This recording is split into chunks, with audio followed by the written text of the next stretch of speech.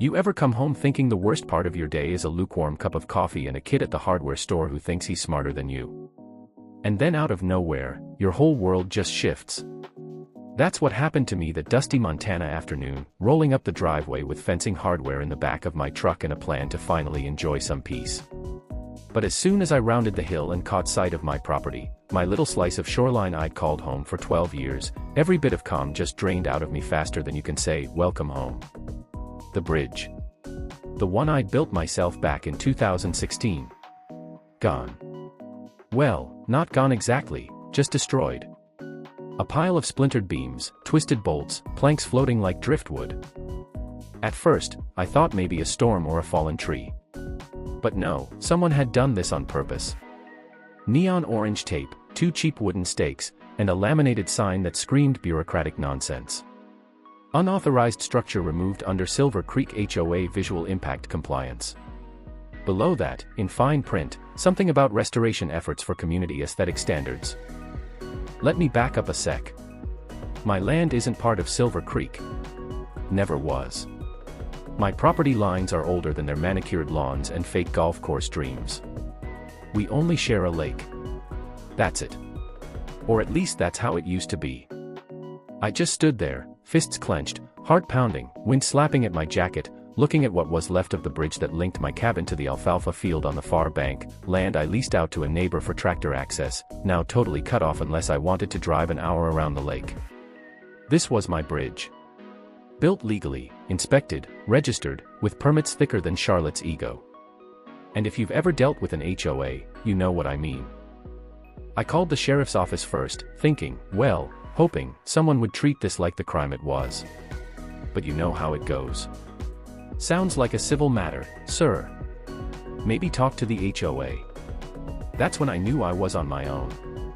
I went home, dug out the paperwork, county permits, surveyor maps, even a thank you letter from the guy who inspected the footings and said it was the cleanest job he'd seen outside government contracting. I sent reports to every county office and every HOA board email I could dig up, hacking my way through their locked website with a little digital muscle. That night, I walked back out to the water, stared at the ruins across the inlet, and thought, somewhere over there, there's a clipboard-toting, agenda-loving control freak with no clue what she just started. Yeah, I already knew her name, Charlotte, naturally. Next morning, first light, I was at the county office. A clerk named Brendan with a mustache like a ferret confirmed what I already suspected. My permit was valid. No demolition order. And what happened was 100% illegal. If anyone had claimed otherwise, they'd have had to file a complaint and wait weeks, not come out with bolt cutters in the middle of the night. That got my wheels turning. Back home, I dug through security footage. Most of my cameras were cut down, but I'd hidden one under the eaves of the boathouse. Old habits die hard. There they were, 2:34 a.m. A plain white van, no logos, 5 figures in hoodies and gloves moving too fast for any legit contractor. And one of them, that kid from the HOA barbecue, Charlotte's son, if I remembered right. I saved the footage on 3 drives, printed stills, and called the sheriff again. This time, a deputy named Lana came out, watched the video, flipped through my evidence, and said, "You're more prepared than half the lawyers I know." Music to my ears. That afternoon, I emailed a notarized affidavit to the prosecutor, the HOA, and everyone who'd listen. The next day, a letter appeared in my mailbox. No return address, signed in black marker by Charlotte Lamb herself. Visual disruption, community harmony, immediate action. No legal citations, no apology, just, well, HOA word salad. I laughed out loud. She thought she could scare me off. Maybe she gets her way with most people, but she picked the wrong retired engineer for this fight. A few days later, I got a syrupy email from Grant Morton, HOA vice president, inviting me to a collaborative resolution meeting. Instead, I showed up with Danielle, my attorney and bulldog since 2019. The Silver Creek clubhouse looked like a Pottery Barn catalog threw up in it. 7 board members, all beige and bland, Charlotte in the middle, her smile tight as piano wire. "It's not a misunderstanding," I said before anyone could play nice. "You sent a crew to destroy my bridge. That's trespass and property damage." Danielle slid our permits across the table. The board's lawyer tried to mumble about shared water and easements. I shot back, "Not when you cross my property line and swing a sledgehammer." Charlotte finally dropped the fake smile. "Your bridge was an eyesore," she said. "And you treat this place like your personal bunker." "And yet," I reminded her, "you never complained when I fixed the drainage." Her face cracked just enough to know I'd hit a nerve. We walked out, Danielle promising criminal subpoenas. HOA money at work, I thought, watching their fountain spray into the wind. That night, a local reporter called sniffing around for a story. I told him to hold off. A storm was coming, and I wanted it to land right on Charlotte's doorstep. Next morning, I drove out to the sluice gate. I'd built a reinforced system that controls the whole lake's water flow. I inspected every valve, photographed every detail, then left a notice, "Maintenance suspended, pending legal review." I CC'd the county, state water board, and for good measure, the HOA. Within a day, Charlotte was back, demanding I fulfill my public duty and accusing me of endangering the community.